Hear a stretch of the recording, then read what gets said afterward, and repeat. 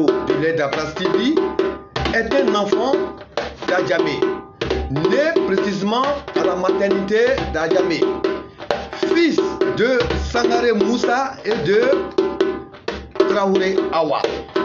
Bonjour à vous, monsieur Sangaré Yaya, et bienvenue sur notre plateau ce matin. Merci. Et nous sommes ravis de vous avoir avec nous parce que c'est pas facile de vous avoir compte tenu de votre programme. Déjà, nous allons chercher à savoir c'est quoi ce métier, la percussion, être percussionniste de nous la région. C'est la percussion. En Bambara, c'est le djembé fola. Oui, c'est le djembé fola. Le djembé fola. Oui. Ah, d'accord. Tapeur de djembé. C'est ce qu'on dit. Le percussionniste, ça c'est en français. Percussionniste en français, en djoula, c'est djembé fola. Ah, d'accord. Tapeur de djembé. Ah, d'accord. Ça c'est très important et puis ça c'est très intéressant. Mais pourquoi vous avez choisi ce métier? C'est ma passion. J'ai aimé la percu depuis à bas âge. Et franchement, c'est ma passion. Et ça fait combien de temps que vous êtes dans ce métier? Il y a longtemps, très très très longtemps. Et ça me fait aujourd'hui, depuis 85, 86, je suis dans ce métier. Franchement, je ne connais même pas la date, à la date quand j'ai commencé. Parce que tellement qu'il y a tellement de choses dans la tête, il y a tellement longtemps. Ça vaut 35 à 40 ans, ou 35 à 30 ans comme ça, je suis dans le métier. Ah d'accord. Oui. Ah, ça vraiment, ça c'est très très très très important, Oui. parce qu'il faut vraiment une date précise comme vous l'avez fait tout à l'heure. Et pour ceux qui nous suivent vraiment, vous faites bien de nous suivre vraiment sur l'aide d'Abras TV, parce qu'aujourd'hui nous recevons vraiment ce grand monsieur qui a vraiment aimé ce métier, la percussion, que nous recevons ce matin sur notre plateau.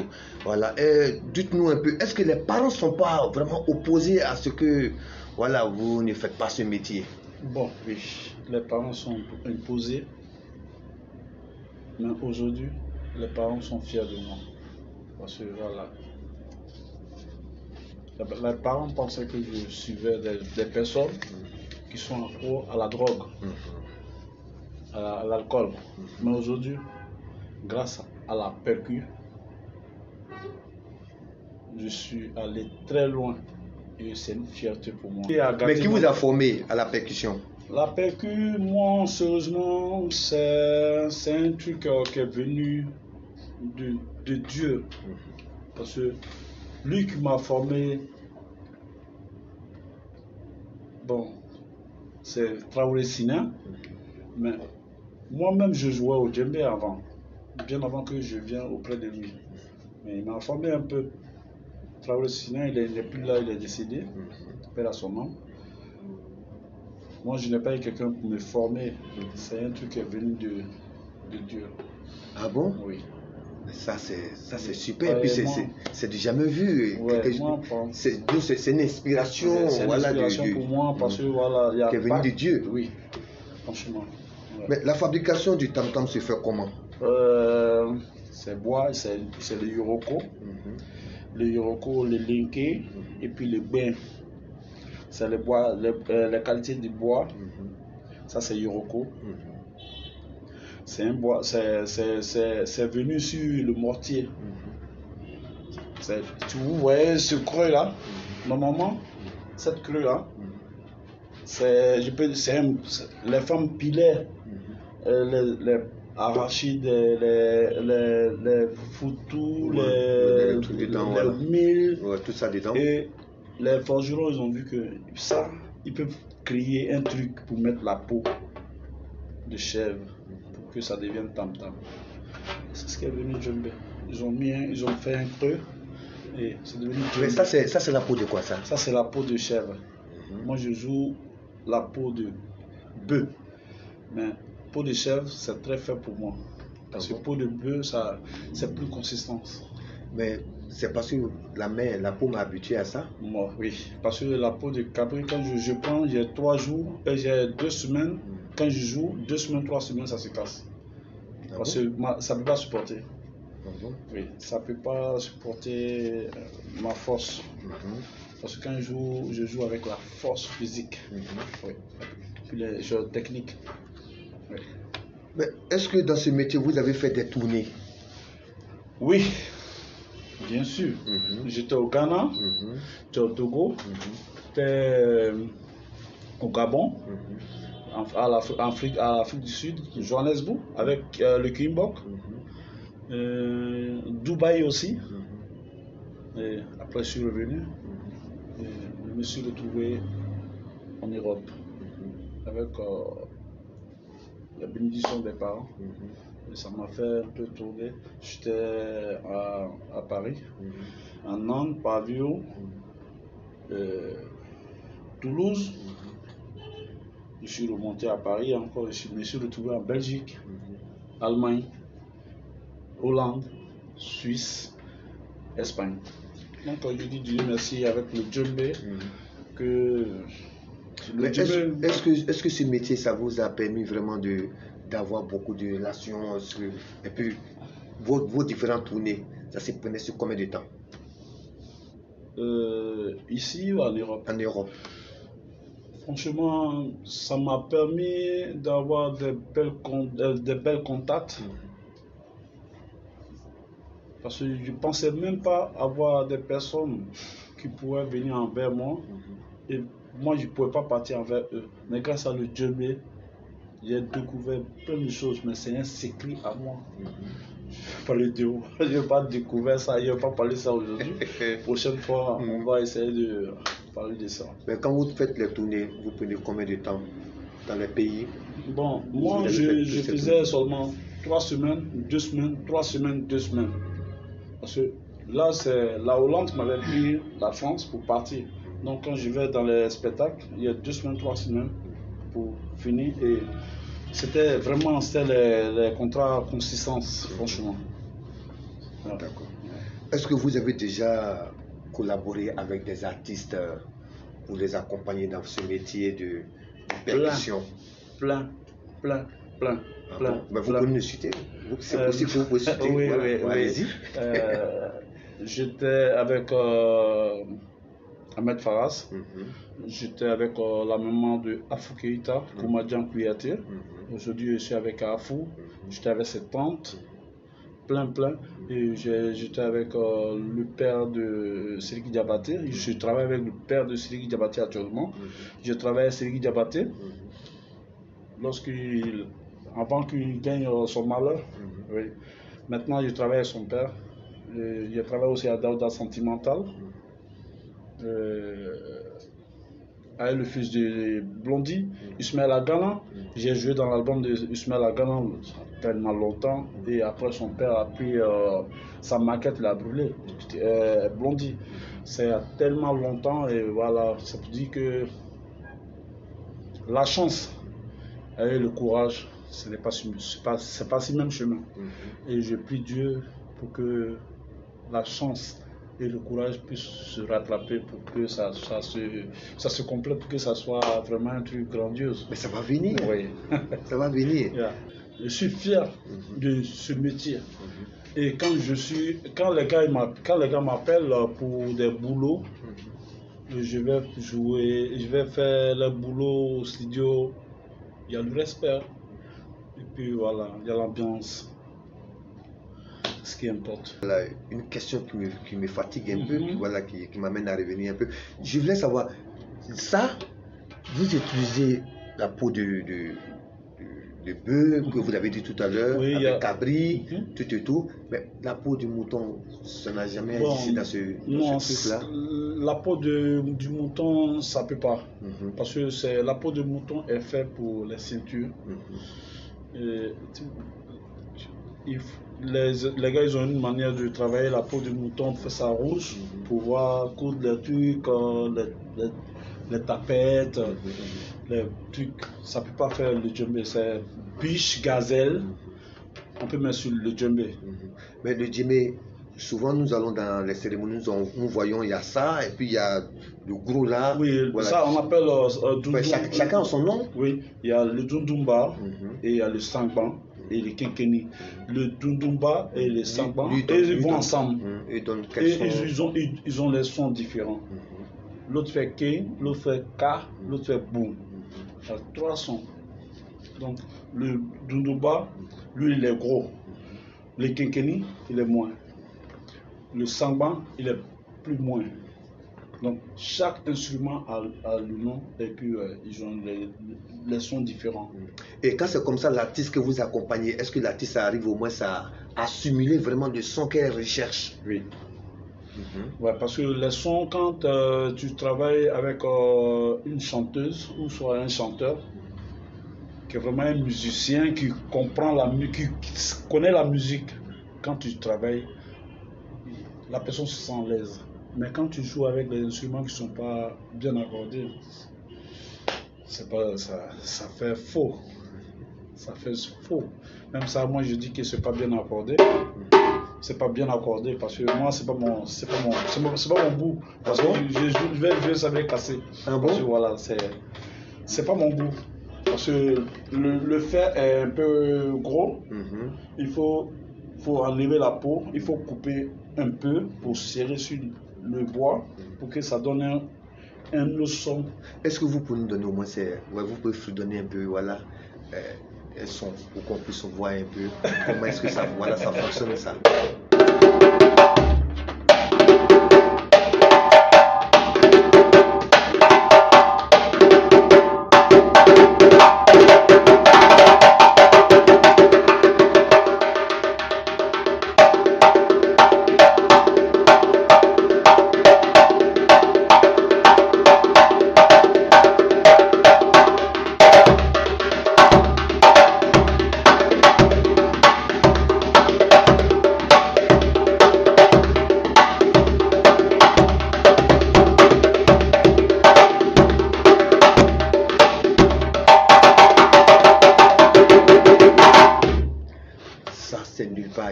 Ça se passe sur Dabras TV parce que c'est du lourd avec Sangare Yaya. Oui, du Farafi. Voilà, parce que vous êtes l'un des meilleurs percussionnistes de votre génération. Oui. Et aujourd'hui. J'ai oublié, je travaille aussi dans l'album de Tiken. Ah bon? Je travaille le tout dernier?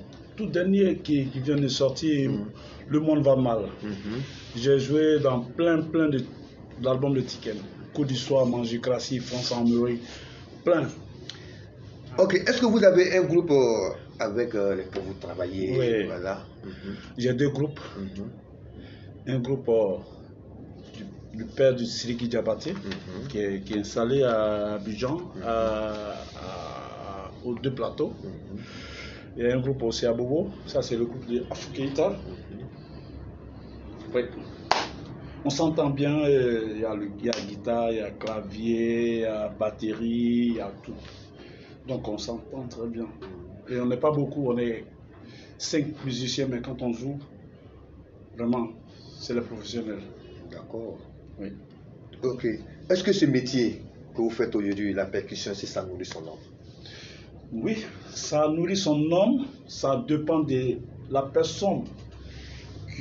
Quand tu veux quelque chose dans la vie, c'est ce que tu gagnes.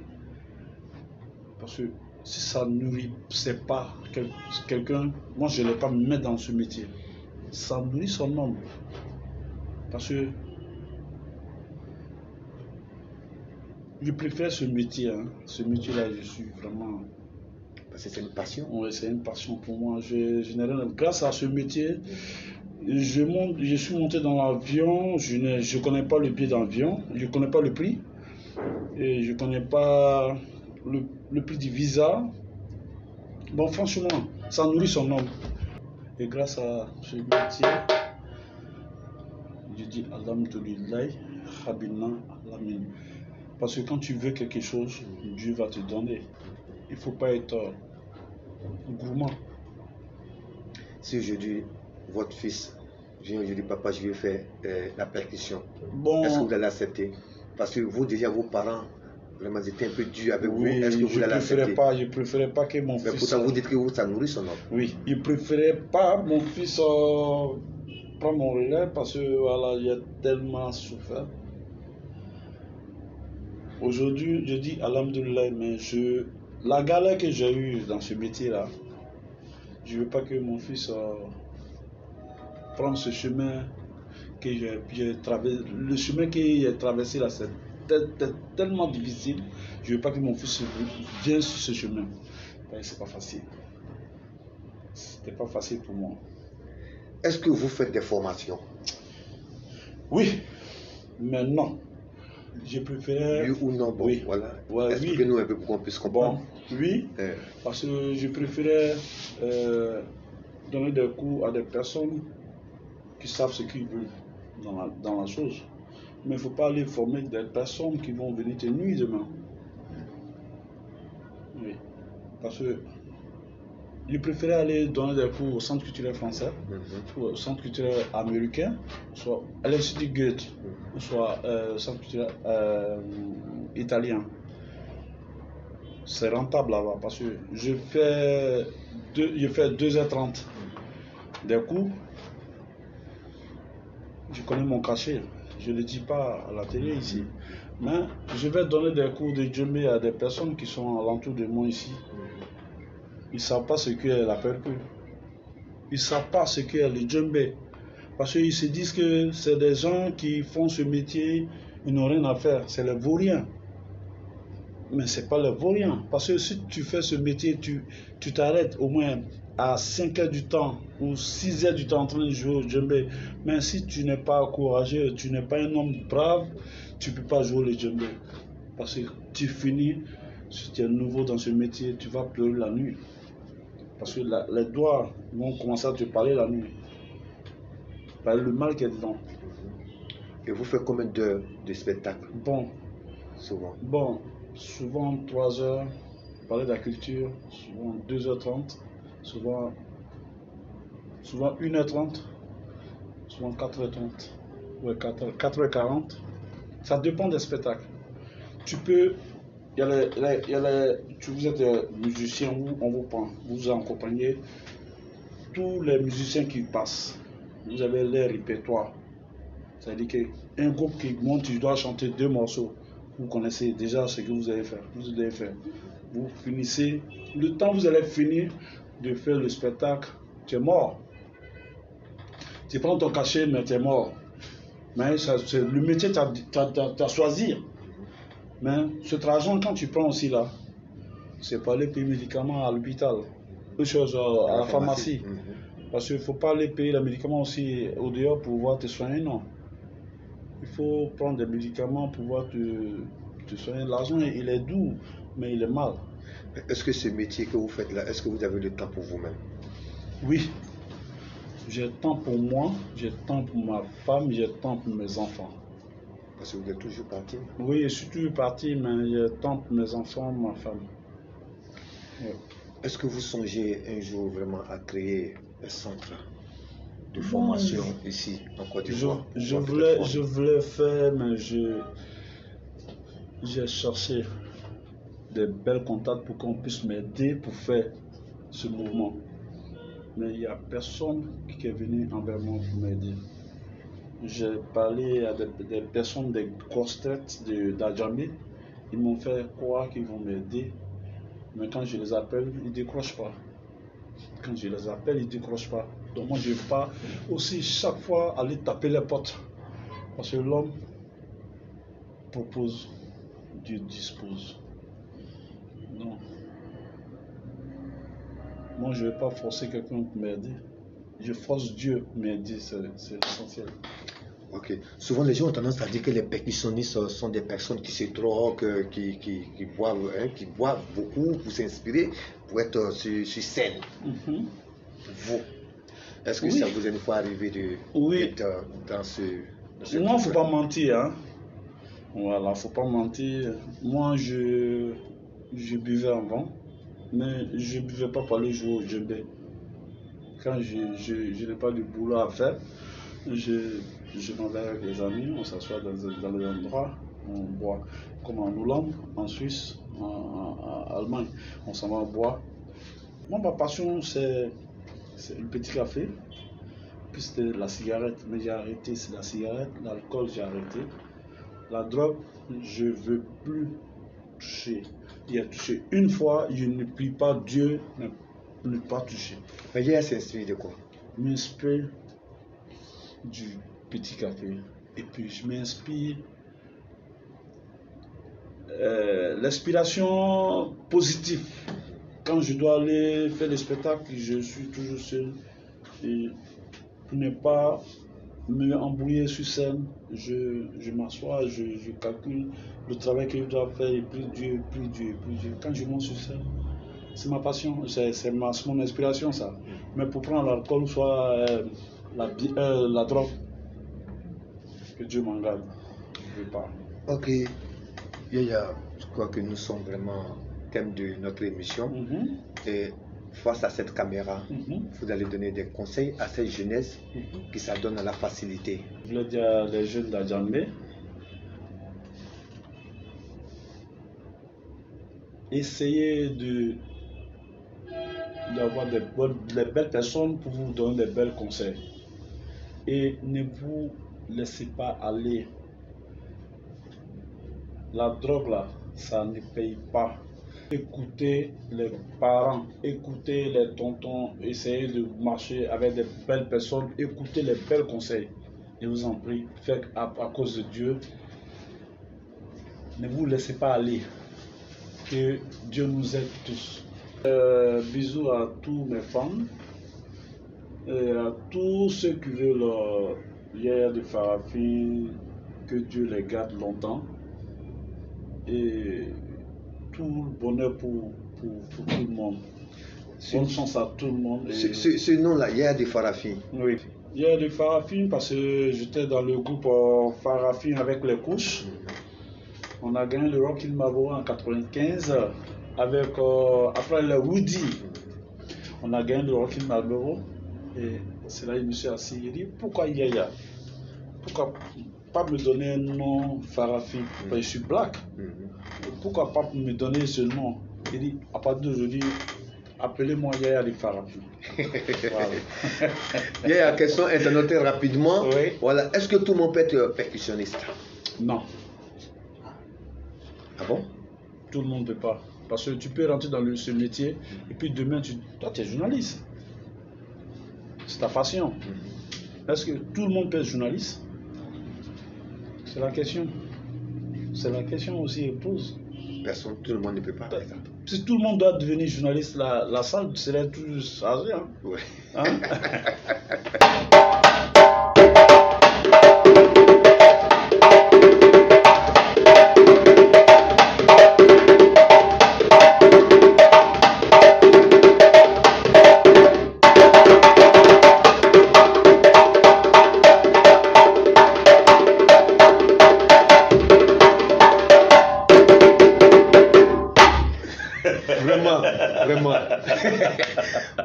Vraiment, merci beaucoup à Yaya de Farafina. Voilà, d'être sur notre plateau ce matin. Merci beaucoup. Voilà, à cette émission Mon métier, oui. Parce que vous avez choisi un bon métier, vraiment qui nourrit son homme. Merci. Nous, à l'heure d'Abbas, nous, vraiment, te souhaite bon vent à toi. Merci. Voilà, beaucoup de succès. Oui. Je vous souhaite aussi beaucoup de succès dans votre métier. Ok. Et aujourd'hui, la salle est petite. Oui. Mais demain, ça va être plus grand. Amen. Et Inch'Allah, ça va venir. Inch'Allah. Inch'Allah, ça va pas durer. Ok. Et que Dieu nous aide. Dieu au contrôle. Et l'œil l'embrasse, je vous salue. Ok, vraiment merci beaucoup à Yaya voilà, d'être sur notre plateau merci. Ce matin. Je remercie vraiment toute cette équipe qui m'accompagne ce matin. À la caméra, M. Tini Beman. Nous avons Aïda Sek qui nous accompagne aussi, Farouk et Bouba. Merci à vos chers collaborateurs et restez toujours scotchés sur les Dabras TV.